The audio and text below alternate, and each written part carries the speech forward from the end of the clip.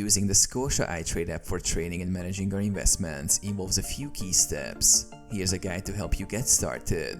Download and install. Get the app. Download the Scotia iTrade app from the App Store or Google Play Store. Install. Follow the prompts to install the app on your mobile device. Log in. Open the app. Launch the Scotia iTrade app. Sign in. Enter your Scotia iTrade credentials to access your account. Explore the dashboard. Home screen.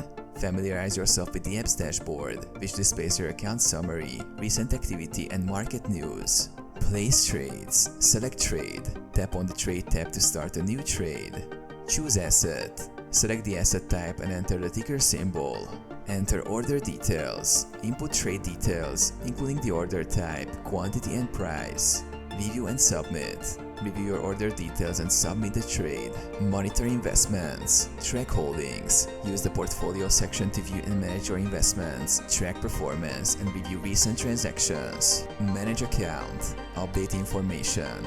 Access account settings to update personal information. Manage alerts and configure security settings. Access research and tools. Research. Utilize the app's research tools and market insights to make informed decisions.